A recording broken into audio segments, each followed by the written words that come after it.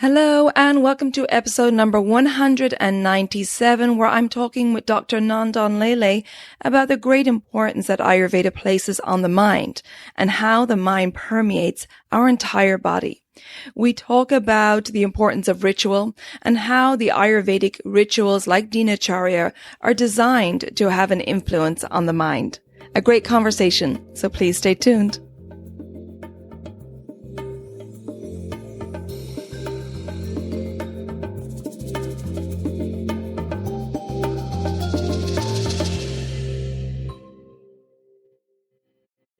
Hello and welcome to the Elements of Ayurveda podcast. I'm your host Colette, and I hope to educate and empower you to take charge of your health and well-being, preventing disease in the body and mind so that you can thrive in life.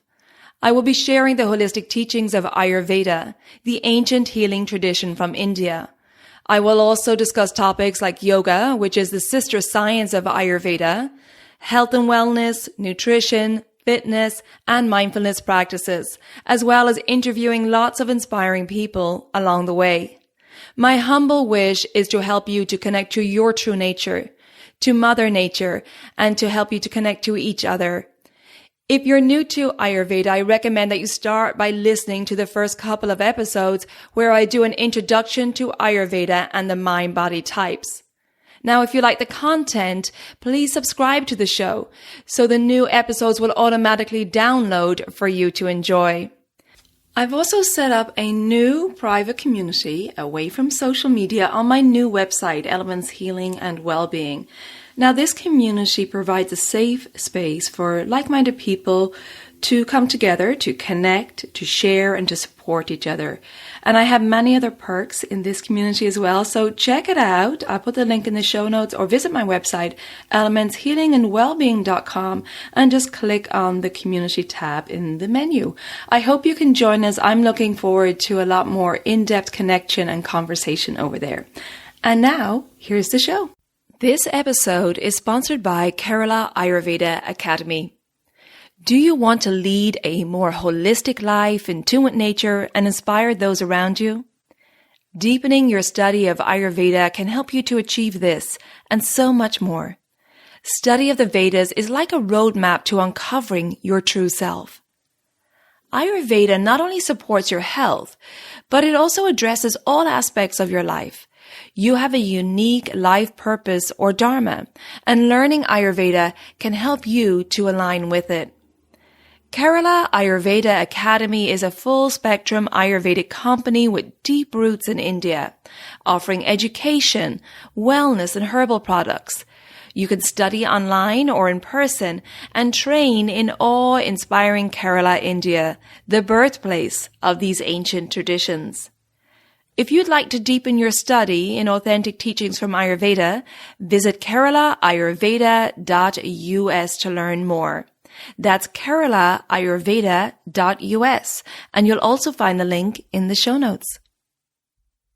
Hello, and welcome back to the Elements of Ayurveda podcast. Today, I'm very happy to welcome back Dr. Nandan Lele, an Ayurveda graduate of BOMS from Maharashtra University of Health Sciences, who has more than 17 years of clinical experience and studied yoga at the renowned Kaivalyadhama Yoga Institute and Research Center in Lonavala.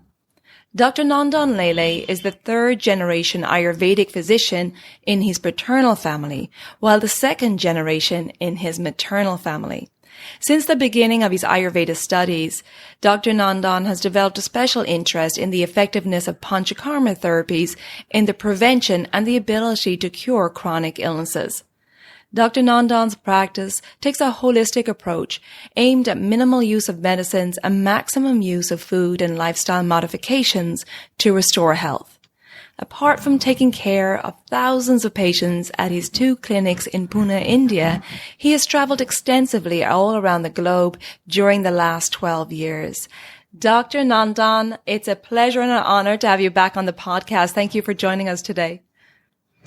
Namaste, Colette. Namaste. It's really a great joy for me as well to be a part of this series and this podcast. Thank you. And I'm looking forward to our conversation today on the mind, chitta, and rituals. And this topic comes from a class I attended of yours where we discussed this, and I was fascinated and therefore wanted to share it with the listeners. And Ayurveda gives great importance to the mind and teaches us that the mind permeates the whole body. And in fact, in that class I attended, you quoted, "It's not the eye that sees the world, but it's the mind that sees the world." Can you explain to us why Ayurveda places such a great emphasis on the mind, and what's the meaning behind this quote, please? Yes, definitely, Colette. First, let me tell you that this quote, that it's not the eye that sees the world, but it's mind that sees the world. This quote is from Mahabharata, the epic. It is the part and parcel of Indian history. And mind is being talked about, for thousands and thousands of years in India, in the Vedic tradition. Now, as you mentioned, it's very true that mind does permeate the whole body. It not only permeates, Colette, but it also governs all the physiological actions of our body. Now, continuing with this, what do I mean, or rather, what does Ayurveda mean in saying that it controls or governs all the physiological actions? It actually means that mind, according to Ayurveda, is considered as the one that motivates and initiates the sense organs to perceive. And it not just stops there, but after the perception of the world around us, mind also initiates and motivates the function organs to respond. So what we understand here is, see, when we are born, immediately we want to feel the atmosphere around us, isn't it? Yes. And throughout our life, we continue to perceive this entire world in 5 different ways. So, literally, without mind, we cannot perceive the world. If I say this, then this sums up all, that mind is responsible for all our experiences, from all those experiences that we gather from the external universe. Now, external universe is one part, okay? There is another huge as the external universe. There is a huge universe within us, within our body. What we always refer to as inner world. And mind also helps us to dive deep into our inner world. It helps us to understand what's happening within our body, whether we are feeling happy about something, whether we are feeling unhappy or sad, and everything that we can literally understand is because of the mind. So, how now listeners might have curiosity that how does this happen? I mean, how does mind contribute in gathering experiences or in the process of knowledge? How we end up in receiving knowledge. So this is how it has been mentioned in Ayurveda. Atma manasa sanyujyate. Manaha indriyenam. Indriyam arthenam. Tat chat jnanam. This is a Sanskrit verse, a quote from one of the most ancient treatise of Ayurveda, Charaka Samhita. And it says that actually it is the Atma, that is the soul, that wants to know, that wants to understand. And this soul encourages, or rather, it allows mind to function. Atma or soul gives energy. Without soul, mind is inactive. So this soul renders its energy to, it infiltrates mind with its sentient being, with its consciousness. And then this mind further sends out signal to a particular sense organ. If, for example, in the quote of Mahabharata, as you mentioned at the beginning, it's the mind that sees. So mind would then initiate, motivate eye to perceive the vision.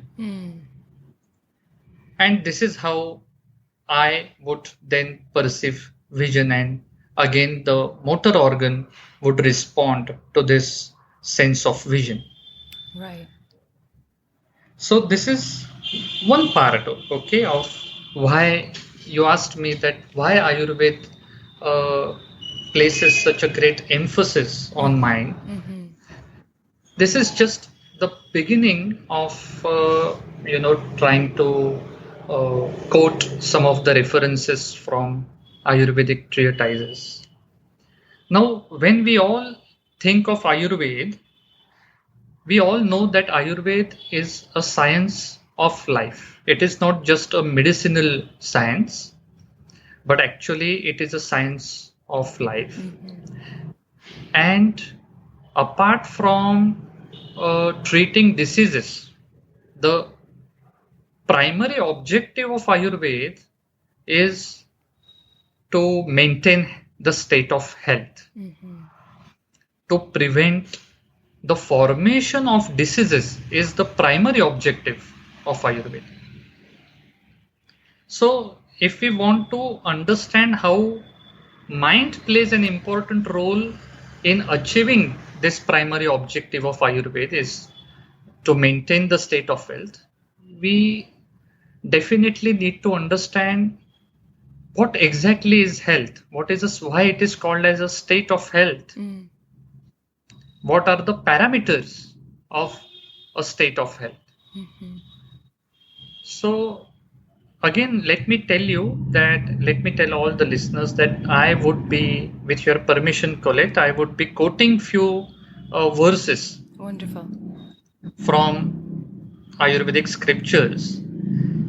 So here is the famous quote about what are the parameters of a state of health, and then I will comment on the role of mind in maintaining this state of health. Perfect.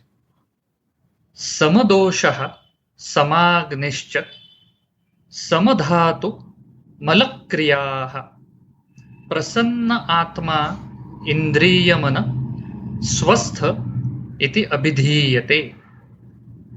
This quote is from Sushruta Samhita, another great sage or Ayurvedic physician or a surgeon, to be precise. And what he mentions, that I am sure that by now listeners know what dosha is. Doshas are the biological or biodynamic forces that govern our body, that govern all the physiological actions. When these three doshas, Vata, Pitta and Kapha, they are in a state of equilibrium, means they are performing their functions appropriately. Samagnischa means all the metabolic fires that transform everything that enters into our limited universe, that is our body, into bodily tissues, into the components of the body. These metabolic fires are called as Agni, Samagnischa. So when all these tissues, there are 13 metabolic fires mentioned in Ayurveda.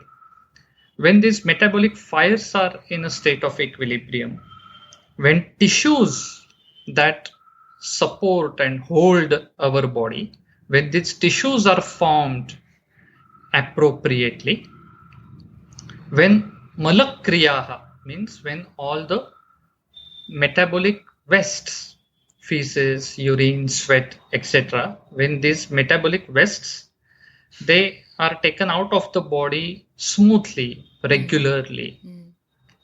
This is one aspect of a state of health. And another aspect has everything to do with our today's topic. And that says, prasanna atma indriya manaha swastha iti abhidhiyate. Prasanna means it is a state of contentment, a cheerful disposition, as we can say. So a cheerful and contented state of mind, along with senses and soul, is an inseparable part of the state of health. And you know what is interesting, Colette, that this state of health is very dynamic in nature. And this is the challenge, because no one can claim, okay, now I am healthy, because the moment I declare, I might dare to declare, I must say, that I am healthy or I have reached to a state of health, it's dynamic. So it would change, it does change. So we have to be always on our toes to ensure that we remain constantly in this state of health. And this is where, firstly, to establish a state of health, to establish a cheerful disposition, to establish a cheerful and contented state, is the function of mind. Mind is responsible for, preparing all these parameters, in ensuring that all these parameters come into reality. This is an ideal state, okay? It's a very ideal state, to be honest, but we should always thrive to reach to this state. We should always dream to reach to this state. Yes. Ayurveda says that, or even Vedanta, that is Upanishad, it says that you should dream big. And this is a big dream that we all should, carry in our heart, that I want to reach to this state of health and I want to do my best to maintain this state of health. Now, you would ask me that, okay, this is fine. You mentioned me about the parameters of health, but how do we reach there? Yes. So now it's very important to understand the causes of health and how mind plays an important role in it. So essentially, in short, it would be, the cause of health would be compatible and appropriate contact of senses to their respective objects is one of the major causes of health. I'll repeat, because this is most important. Compatible and appropriate contact of senses to their respective objects. Now, at the root of these contacts are the actions, because without an action, there won't be a contact established. Yes. So we have to understand what are the different types of actions mentioned in Ayurveda, or that actually happen within our body. So we perform three types of actions: physical actions, verbal actions, and psychological actions. I have already mentioned earlier that mind initiates, motivates. When I said sense organs, it also includes function organs. We know that there are 5 sense organs that perceive 5 different objects, and there are 5 function organs that are responsible for movements, Right. to respond to the stimulus. So all the actions, whether it is a physical action, it originates at the level of mind. Whether it is a verbal action, means I want to talk, I want to sing, or whatever, wherever I use my voice or speech, it originates at the level of mind.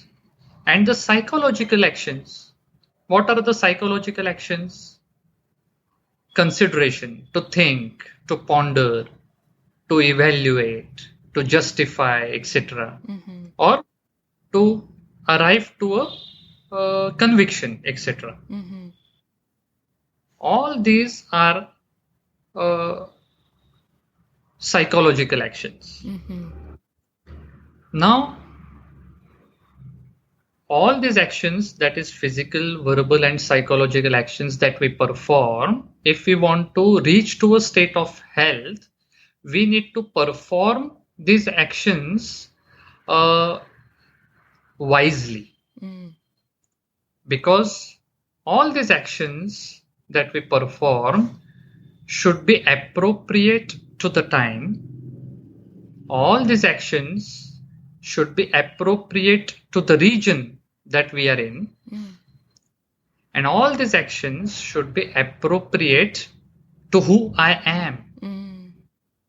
I will give you an example to help listeners understand what exactly Ayurveda has to say here. I am Nandan. When I am at my clinic, when I am at my office, I am here Dr. Nandan. Actually, I remain the same. My body remains the same. Everything remains same. But here I am Dr. Nandan. So my actions, my physical actions, my verbal actions, my psychological actions, they have to be relative, or they should always be performed considering that I am at my office. I cannot behave like I am at my home. We all, when we go to our office, to our workplace, we have to adopt our responsibilities differently, although we are the same. And when we come back home, we should be able to switch between our office and home, and we should be a different person at our home. So this is appropriate to time, appropriate to region, and appropriate to self. And as long as we are able to fulfill all these requirements, then only it leads to a state of equilibrium, what we call as a state of health. So I know that it's not so easy to understand, but this is the reality, because all our it's all about, choices that we make for ourselves. These choices actually determine whether we reach to a state of health or whether we reach to a state of disease. Right. And I guess the opposite of that would be the crimes against wisdom. Exactly. Right. This is Prajna Paradha, Yes. what you mentioned. This Prajna, or this intellect, mind is constantly, coordinating between body, between sense and functions or function organs. It is constantly in touch with Prajna, that is intellect. So mind is like it carries so many different functions, and it has to coordinate with everyone within our body. So all these choices that we make for ourselves, now these choices can be what should I eat? And when I say what should I eat, I have to understand what I should not eat. how should I eat and how I should not eat. When should I eat? When I should not eat. Where I should eat, where I should not eat. So there is always all these WH questions. Yes. And this all speculation. It requires a lot of speculation. It requires a lot of consideration, lot of thinking, lot of knowledge also for all to come to a conviction, intellectual conviction. We need we need to have lot of knowledge, pure knowledge, trustworthy knowledge. And mind helps to gather knowledge. Mind helps to control the sense and function organs. Mind helps to control itself. Mind can be used to control itself. Mind helps to communicate between sense and function organs, between buddhi, that is intellect, and body. So because of all these possibilities that mind brings onto the table, Ayurveda places great emphasis on mind. And Colette, so far we have just discussed about how mind plays an important role in a state of health.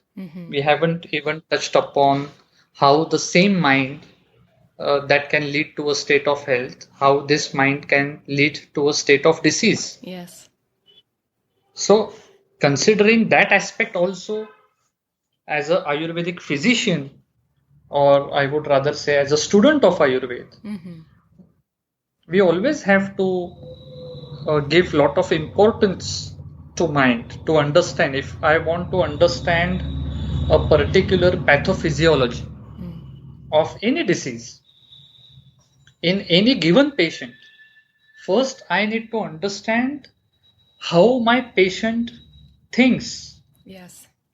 How, because all the actions that are performed by any given person, they originate at the level of mind. Yes. So it's very important for me, if my patients are living an erratic lifestyle, I need to understand why they are living, what forces them to live such an erratic lifestyle.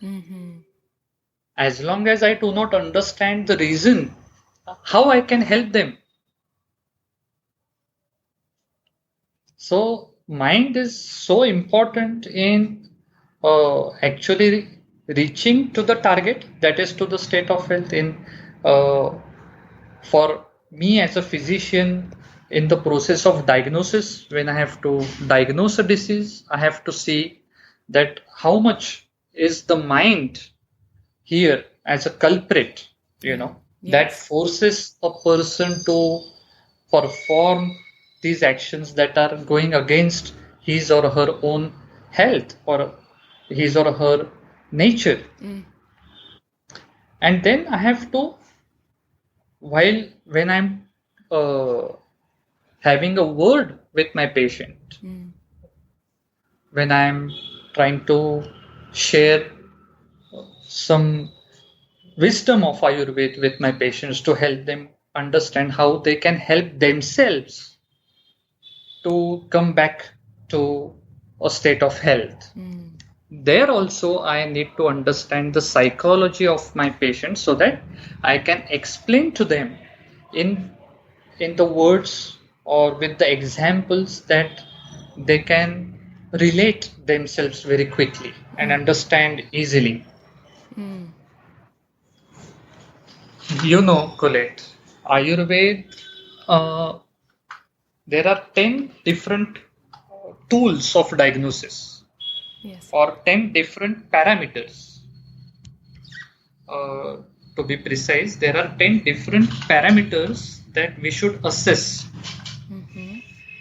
in any given patient so as to come to a perfect diagnosis. And among these 10 parameters of assessment, one of the parameter is mind. Then Ayurveda says that mind has three different levels of strength. Some people have a strong mind. Now, there are also these characteristics mentioned that how we understand a person with a strong mind. How do we understand that a particular person has a mind with a moderate strength? And how do we understand that this person has a weak mind? So all these assessments are very important because there is a separate chapter in Charak Samhita that concentrates on this aspect only. It is called as Vyadhita Rupiyam Adhyayam. That is how it is important to understand the strength of the mind of our patient, and if we misjudge this, then how it can be harmful for our patient. For example, if we receive a patient with any pain, because pain is very subjective. I cannot feel your pain. Yes. How intensely you are feeling pain, this I cannot understand. So if I receive a person with a headache, for example, and looking at this person, this patient, we might feel that it's a very extreme type of pain. We can find this person in a lot of agony, under a lot of stress, maybe, that has affected his personal life, professional life, etc. This patient can tell us about that. And then we might assume that, yes, it's a very strong or it's very severe type of pain. And then we would, without assessing his mind, we would use strong formulation. Yeah. But maybe this person is with a weak mind, and because of mind being weak, the pain is growing, on his, it's occupying entirely his body, his mind. Right. So we might use a strong medicine and end up causing harm to our patient. And it can also happen otherwise. A patient comes to us and just says, "Oh, doctor, I have a little headache," but this headache could be really, a serious kind of headache. But just because the mind of this person is very strong, he puts it as if it's a mild headache. And then we might end up using a gentle medication, which would not be sufficient to treat this condition. Right. So because of all these factors, mind is given a lot of importance in Ayurveda. Absolutely. Wonderful.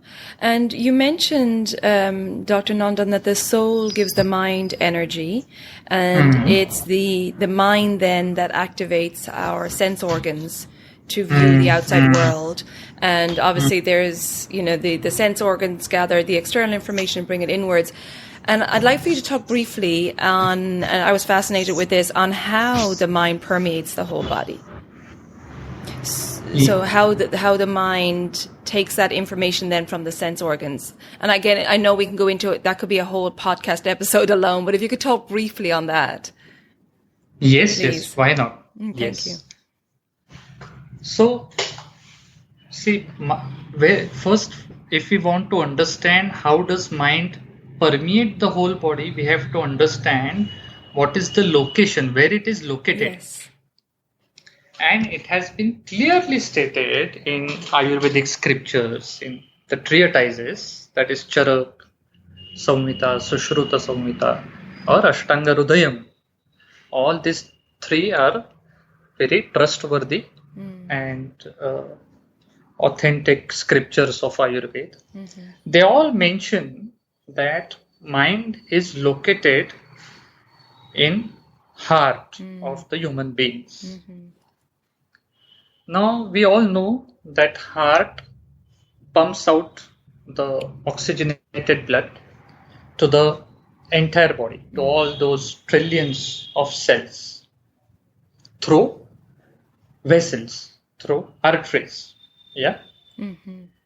And mind being located within our heart, it also reaches out to all these trillions of cells through this channel. Mm. And this is how mind permeates the whole body. Yeah, that's fascinating to me. So it's permeating the whole body through the circulatory system. Yes. And the second question that you asked, that how does it gather information from the sense organs and how does it communicate it to the function organs? Then actually in Ayurveda we have 5 sense organs that have been separately mentioned. We have 5 function organs that have been separately mentioned. But when all these Ayurveda visionaries or sages, when they talk about mind, they clearly mention that mind is dual. Dual means it is sense organ also because it can perceive. Yes. And it is a function organ also because it performs functions. Yeah. So because it is both at the same, it does not happen at the same time. We might feel that I am sensing and responding at the same time, but it is just that the speed with which it works, it's so fast as wind or air travels. So because of this speed, we end up thinking that the different functions that now I'm listening to you, I'm talking, I'm thinking at the same time. Although all these different actions are happening at the same time, this is at least how we feel. They are not happening at the same time. They are happening at different intervals. But that interval is so short, so fractional, that we feel that mind is performing at the same time. So this is how mind is so fast that it can move from one place to the other very quickly.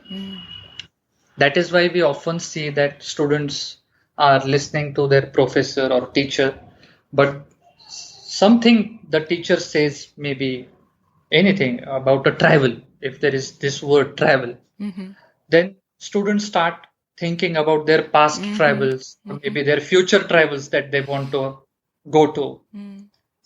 And they would already reach to their destination.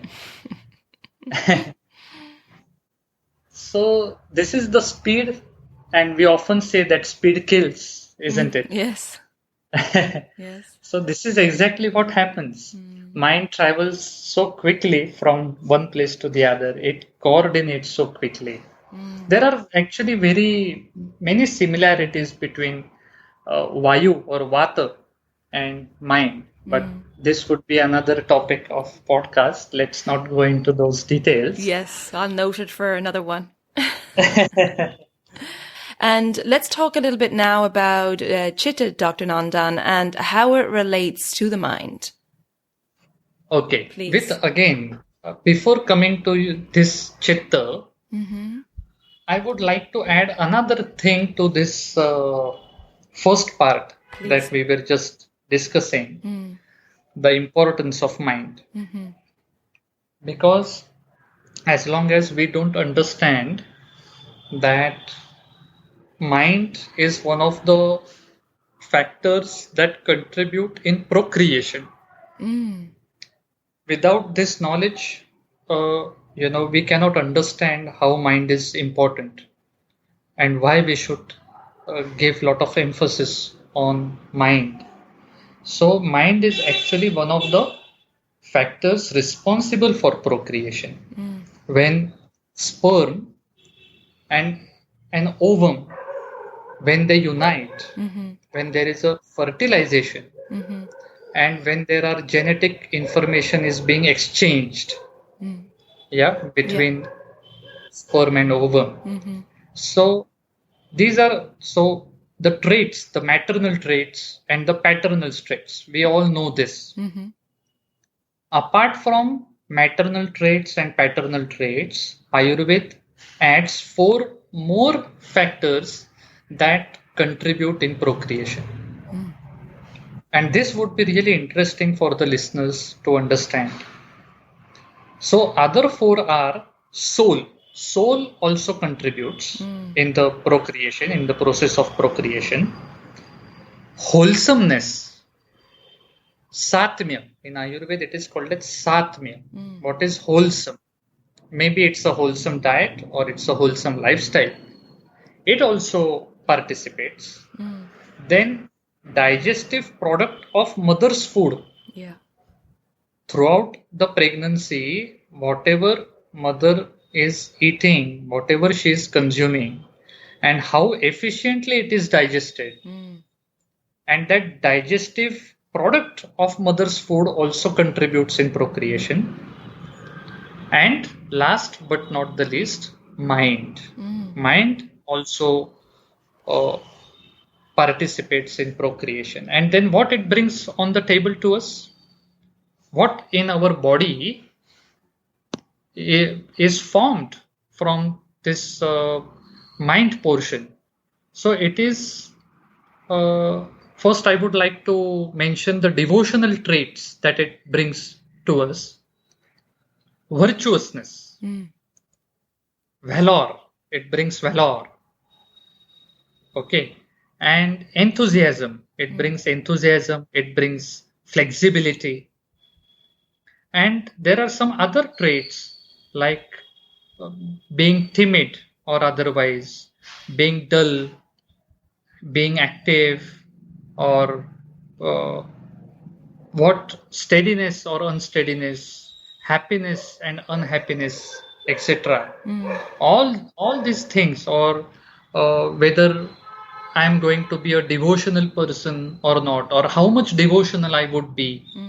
This is all brought by our mind. My Sheelam means my behavior. Yes. Whether my behavior is going to be decent or it would be aggressive, whether it would be timid, whatever. Shaucham means whether I am going to be physically pure, verbally pure, emotionally or psychologically pure person or impure. And if I am going to be impure, then to what extent I am going to be impure? What I would hate, what I would like. So, and the mental faculties like fear, anger, sharpness, softness or delicateness, etc., steadiness, unsteadiness, all these qualities that would either make me a good person or a cunning person. All these traits, they come from mind. And this we can understand when we receive, or anyone. Now, as I am a physician, I have to understand all these qualities from my patients. But even if you are not a practitioner, even if you are not a physician, and if you just study Ayurveda for your own benefit, it helps you to read people, you can identify when you look at different people, when you look at their actions, when you go through their lifestyle, when you go through their motives behind their actions. Because where do these motives come from? And this is exactly, now I'm gradually going to your next question. Thank you. About Chitta, because all these motives, Ayurveda, whether it is Ayurveda or whether it is Vedanta or Upanishad, what they say that your action is not important. In a sense, motive is important. Yes. Are you getting what Upanishad has to say? It is not important what you do, it is the motive with which you do. Very, very interesting. Yes. I will explain you, and then I will come to this question of Chitta. But let me explain this. Great. So if I am embracing my wife, and if I have to embrace, if I have a daughter, if I have to embrace my daughter, if I want to hug my daughter, if I want to hug my wife, hugging is action which is same in both ways. But intention, motive is very different. Yes. So when we teach children about good touch and bad touch, what is it? The touch is not good and bad. It is the intention that is good or bad. Yes. So this all comes from Chitta, Colette. Mind is only responsible for the function. Mind is very superficial. Right. And Chitta, actually Chitta in Ayurveda, you don't find this word Chitta. Okay. To be honest with you. Okay. Ayurveda only considers Chitta as a synonym for mind. This Chitta word comes from yoga philosophy. Ayurveda has not mentioned Chitta. Ayurveda considers that mind, Chitta, they are one and the same. They are just the synonym for each other. But in yoga philosophy, and yoga and Ayurveda, they are sister sciences. I cannot say that I will only study Ayurvedic scriptures because I am an Ayurvedic physician. No. If I say so, I am completely wrong in saying so. I should not do that. Ayurveda itself says that you have to study all the complementary sciences that would help you to do a better diagnosis. And yoga, being a sister science, we have to learn yoga philosophy as well. Even in our BAMs, we have this yoga philosophy in our syllabus. And this yoga philosophy mentions this Chitta. You are very much familiar. Most of our listeners would be familiar. Yogastu Chitta Vritti Nirodha. This quote is from none other than Yoga Sutra Patanjali. Patanjali's Yoga Sutra. And Ayurveda also later, in different contexts, it comes to the same point that apart from controlling, the superficial actions, we have to dive deep into our mind, into the deeper levels of the mind, and change our desires. We have to bring out change in our innate tendencies. We have to bring upon change in our samskaras. Samskaras are the impressions from our experiences that we have gathered from past lives.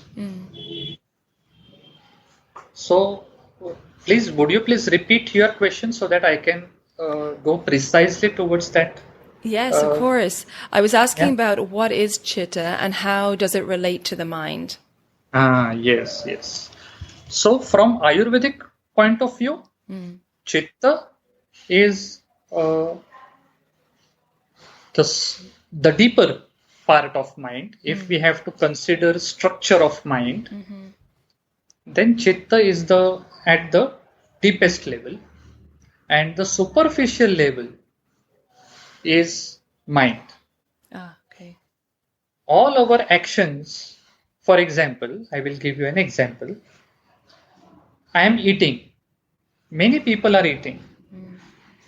But what Ayurveda says, now this is taking me to another topic, but it is very important here to mention this.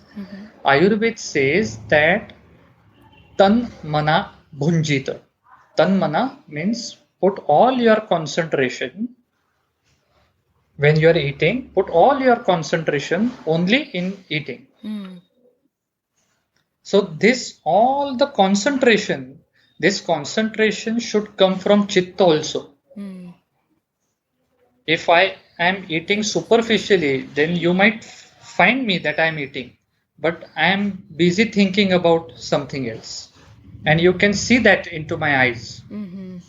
You can see it. It reflects on to my body language also. Yes. You can feel that I am lost somewhere, lost in thoughts.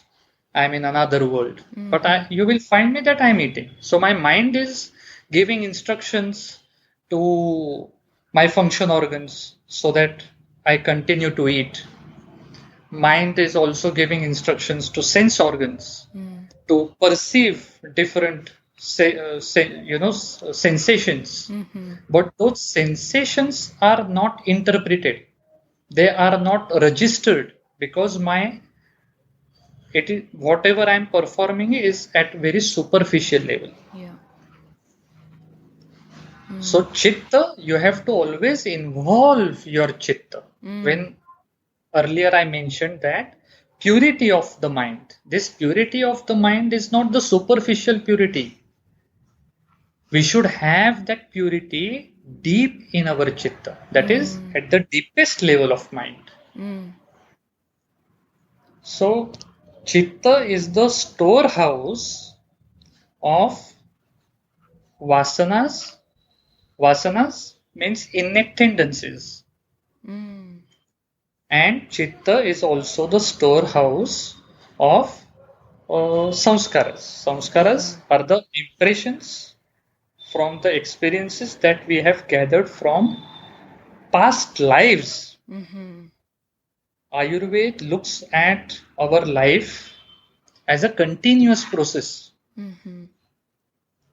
It does not begin with birth, neither it ends with death. It is a continuous process. And because Ayurveda believes in past life and the future life, this concept of chitta and mind is very important to understand. Excellent. Thank you so much for that explanation.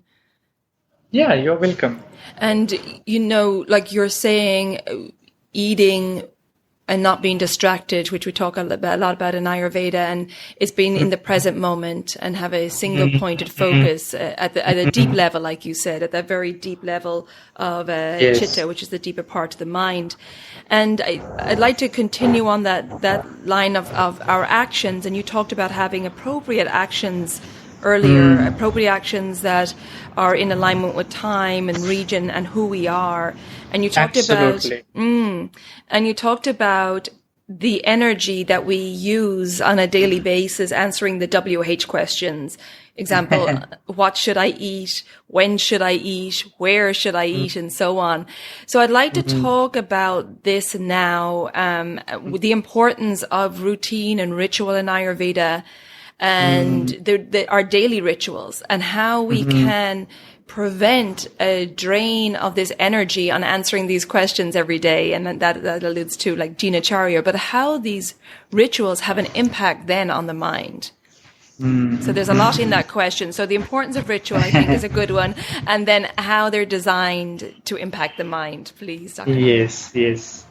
Perfect. I really like this word designed. Rituals are exactly being designed. There is a huge difference between how Eastern people think and how Western people think. How Eastern sciences evolved and how Western sciences evolved. Why I'm going into this discussion is because these rituals were designed thousands and thousands of years ago. Now, in Ayurveda, you don't find separate chapters that talk about psychology. There are no separate chapters that talk about only rituals. No. It is all what is mentioned is a mix of. You will find few references about mind in first two chapters, then you will find references in scattered all across the treatises. Why? Because Ayurveda considers that philosophy and psychology goes hand in hand, or it should go hand in hand. And these rituals are designed by philosophers who were also psychologists. So these rituals were actually designed to ensure that we end up in getting rid of the impurities of mind. Because you remember that in the beginning I mentioned about choices. And what choices we make for ourselves would decide whether we reach to a state of health or whether we reach to a state of disease. Yes. Now these choices, how we make choices, this has also been studied by Ayurveda. Ayurveda says that purer the mind, we will make beneficial choices. As soon as the impurities exist, or as long as our mind has impurities means raja and tama, which are dominant over sattva. When sattva is dominant over raja and tama, then it is a pure mind. When raja and tama, they dominate over sattva, it is impure mind. So all these rituals are designed to purify, because what is the ultimate objective, ultimate aim of Ayurveda, is to free ourselves from this tyrannous cycle of birth and death, which is called as moksha. But let us keep this moksha part, that is salvation, liberation, apart for now. Let us only concentrate on how rituals help us to become a better person, to become a person with a good character. So here our ancient sages, acharyas, they knew that mind had certain tendencies. What are those tendencies? That mind is devotional. Devotional means what? Mind likes to follow, it likes to mimic. And once it starts to like something, it continues to like it. Yes. For example, if I fall into a habit of exercise, daily exercise, and if I then, when I do it daily, I start to love what I do. This love is devotion. And then I would continue to exercise daily. So, if we want to put discipline to our mind, we want to generate that love, that affection towards discipline within our mind. For that, there is a ritual. Actually, whole Ayurveda, whatever has been mentioned in Ayurveda, everything is a ritual. What is ritual? In Sanskrit, this word is, ritual is an English word. In Sanskrit, it is called as vidhi. What does vidhi mean? Vidhi means a scientific way or a scientific structured way to do something. So everything in that is said or mentioned in Ayurveda. For example, how to wake up. Now you will ask me, oh Dr. Nandan, what's there to know how to wake up? You have to wake up with an alarm. So easy. Ayurveda says, no, stop here. There is lot more. There is a whole science. Anyone can do PhD on how to wake up. Just on how to wake up. How to sleep. Yeah. You will laugh. Listeners will find it, oh, what Dr. Nandan is talking about. But there is a vidhi, there is a ritual how to pass or how to eliminate urges, how to attend natural urges, how to stand, how to walk, how to talk. All these actually we have to. So daily routine is a combination of all of these things. How to live a life. That is why art of living. Ayurveda is art of living. Yes. It is at the same time it is art. At the same time it is a science. It is a skill. So we have to a ritual. If you just look at this word ritual, when I first heard this word ritual, I found that, oh, it's so rigid. Yes. That I have to do this in the same exactly. I have to gather all these, necessary things to perform a ritual. And because we don't like, to put limitations. Yes. When we are put to limitations or restrictions, as what we call, these are not restrictions. These are the best ways to bring out the best outcome. Yes. It's up to us whether we want to look at it as a limitation or a restriction, or we want to look at it as the scientific trials. This pandemic taught us so many things. Wearing a mask, people find it a restriction. Yeah. Or maintaining hand hygiene, people find it a restriction. No, this is a part and parcel. I'm not talking about mask, I'm talking about hand hygiene here. Yes. It's a part and parcel of ritual.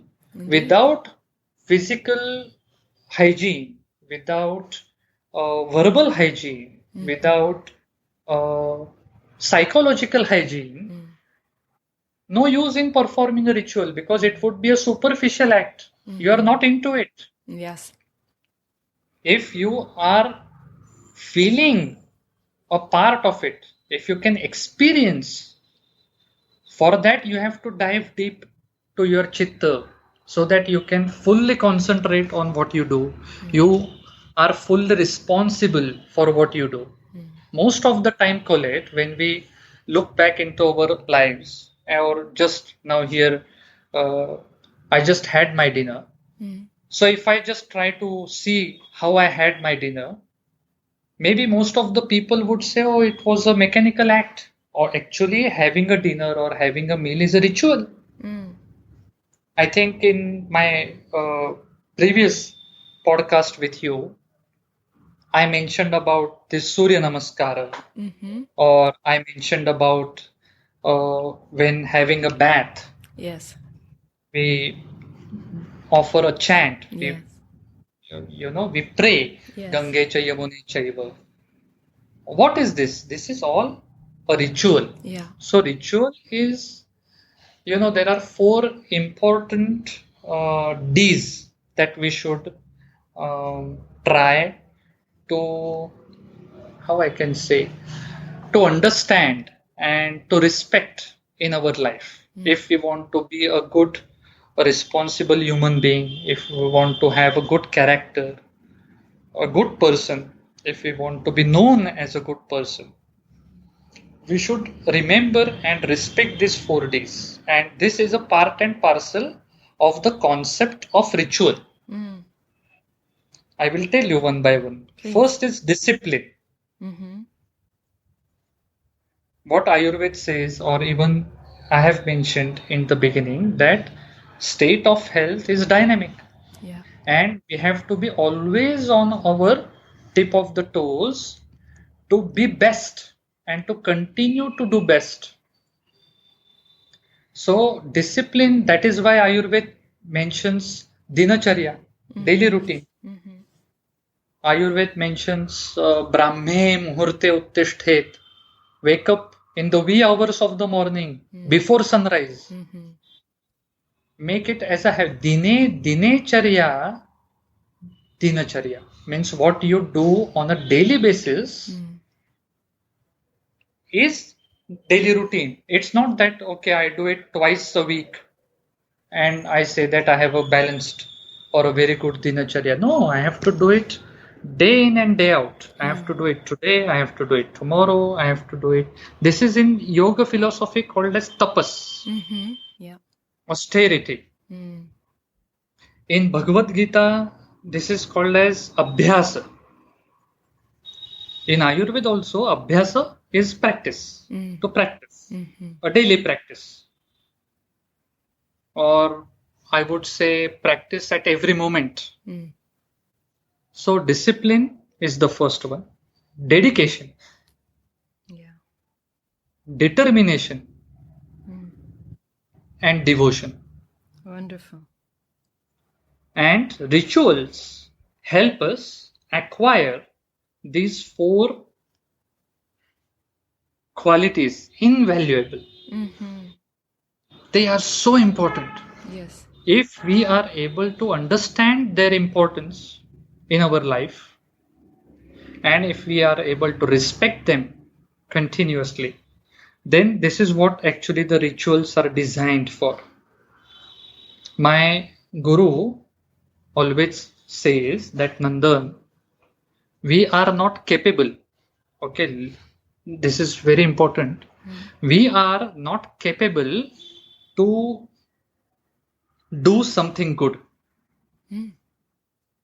Yet we are not capable to do something good, but we can ensure to prepare the environment where whatever happens will happen good.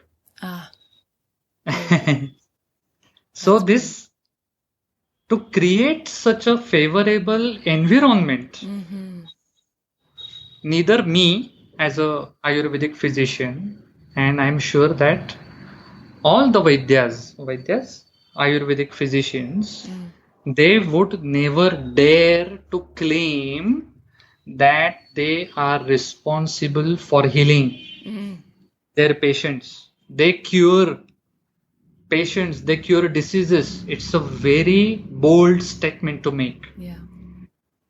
We are not capable to do that. We are only capable to ensure to bring my patient's physiology to such a level, to such a favorable atmosphere, to create within his or her body and mind where healing is most likely to happen. Yes. Very good. And there I stop because I have limitations. Because I am a body, I have a physical body, my soul has limitation. It cannot reach out. I cannot feel what's happening within you, Colette. Because the skin has put limitation to my feelings. Yeah. Because feelings come from soul. Yes. Then from soul to mind. But because my body is limited, I cannot heal, I cannot cure. I can only create those favorable, influential factors. Sure. So ritual is very important. We should not consider that ritual is very rigid. Yes. And it takes, many years to understand or to get into a discipline. So there is a appropriate way how we should approach towards it. First, if we do not understand about why this ritual is to be performed, it's okay. We do not understand everything. Yeah. As we are a child. But we are taught as a child by our parents, by our elderly people, by the teachers that you should be polite, you should talk neatly, politely, gently, you should not use abusive language, etc. We don't understand the importance of all these things then. But that does not mean we should not follow the instructions given by our respected people around us. This is called as Achara Shuddhi. Achara means our actions, Yeah. our behavior. Yes. A ritual, for every ritual, there are some instructions that would tell us that do this. If you want to perform this ritual, do this. For example, if I want to perform sun salutations, as per the ritual, it is mentioned that first reach to a physical purity. Means if you have natural urges, don't hold them. Yeah. Attend your natural urges. Then have bath, shower, clean your physical body. It's a part of a ritual, physical hygiene. Achara Shuddhi. This is first step. Next is Vichara Shuddhi. Vichara means thought. Now, after the physical, it cannot happen that I ignore first and I only go to the second level of hygiene. No, first physical hygiene. Because mind and body are so nicely and deeply interwoven. It's like a fabric which is interwoven with two different types of, thread. Yeah. One is gross, mind is gross, body is gross, and mind is very subtle, but they are interwoven. So we have to follow the physical hygiene, then the vichara shuddhi, that is the thoughts we have to, when I perform sun salutations with my mind, with my intellect, I have to understand importance of performing sun salutations. This is where the psychological and intellectual actions fall in. Yes. And the third and the last level is bhavana shuddhi. Bhavana means these intentions or pure emotions. Bhavana, literal translation would be emotion, but pure emotion, where I can relate myself to the universe, where I do not feel myself as different from the universe. Because we are not different than the universe. We are one and the same. But because of the impurities of mind, we end up considering ourselves as different than the universe. Yeah. So this is the bhavana shuddhi, the third and most difficult state to reach to. So this is how rituals help us to. So when we begin, we just have to follow the scriptures or the treatises. Or, for example, when I want to carry out any experiments in a chemical laboratory, and if I am new to the chemical laboratory, I have to always understand the risks that are involved and all the instructions that are passed on to me by my professor or teacher. I have to follow them because that is why these instructions are passed, to ensure my safety. Yes. Today, I received a patient just before our podcast, and this young patient, she was trying different types of diets on a weekly basis. She came to me she was suffering from constipation, and she was experimenting on herself with different diet plans. So 1 week she would follow X diet, next week she would follow Y diet. I said, dear, why are you wasting your time? If you have experts around you that are easily available, why would you waste your time? Just go to an expert and he will tell you. Just like now, with all my awareness, I don't want to consider myself an expert, but I said that if there are people that are learning about diet for more than a decade, why you want to waste your time? Go to the experts, try to understand what would be best for you and follow that. This is exactly what ritual is all about. Yes. Ritual is based on these sages, they have studied philosophy, they have studied psychology, human psychology, and they know how to, you know, help us, all of us, Right. to become a better person. Absolutely. They're time tested. And why reinvent the wheel? Yeah, absolutely. When all this great knowledge is already out there and it's already devised in the Dinacharya to help you start on that path. Exactly. Yeah. Dinacharya or seasonal regimen. Voila. Yes. Maybe if it is even the Panchakarma is a ritual. Mm-hmm. How to study, Yeah. how to approach, how to enter into your school or university, how to get ready for procreation, Yes. Yes.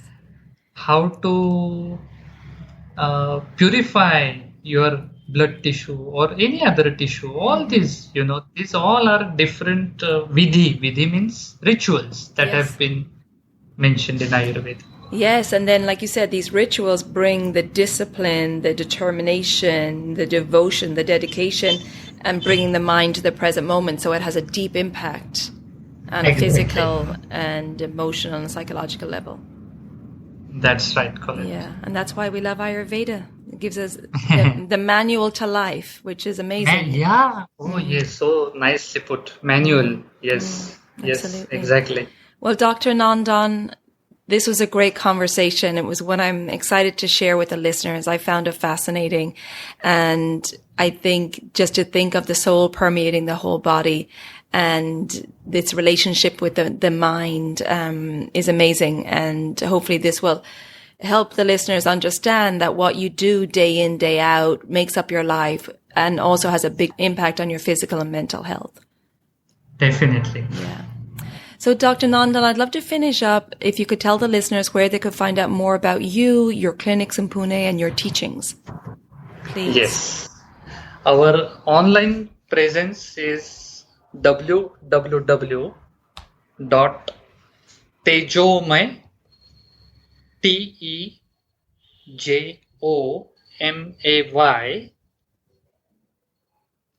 Ayurveda, without any space, AYURVED, Tejomay Ayurved.in. Great. And listeners can reach to me on my email, that is Tejomay Ayurved, same as the website, without any space. It's just TEJOMAYAYURVED@gmail.com. At gmail.com. That's right. Wonderful. And I will put those links in the show notes. Please. Dr. Nandan, it's been such a pleasure. And like I said, such an honor to have you here as a guest in the podcast and to share this wisdom of Ayurveda and all the years, the experience that you have and sharing it with the listeners. So I appreciate you and thank you so much for making the time. As I mentioned earlier, it was a great joy even for me.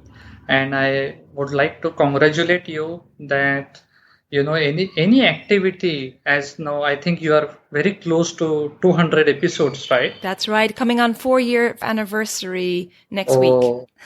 I'm so glad to hear this.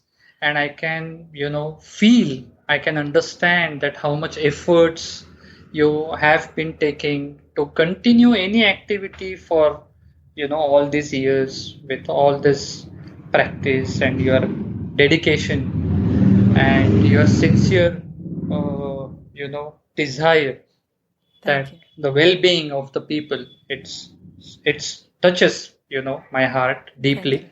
Thank you. So I really appreciate your work and all my best wishes for your future projects and even for the series of this podcast of Elements of Ayurveda. Thank you, Dr. Nandan. That means a lot. And I hope to have you back when you have time. I know you're busy, very busy with your teachings and your clinics and so on. But the door's always open. So I'd love to have you back anytime you have With all my pleasure. Wonderful. Well, Dr. Nandan, in the meantime, take good care of yourself. And I look forward to chatting with you again soon. Yes, thank you. Same to you. Take care. Bye-bye for now. Bye-bye. I hope you enjoyed that conversation with Dr. Nandan Lele, and please check out the links for Dr. Nandan's email and website in the show notes. We discussed a lot about rituals and the importance of what we do day in, day out, and how we do it. And I talk a lot about this and help you to implement these daily rituals or daily dinacharya into your life in my online self-paced 28-day Daily Habits for Holistic Health program. So if you would like support around implementing these daily rituals so that they can have a deep impact on your physical and mental health, please check out the link in the show notes.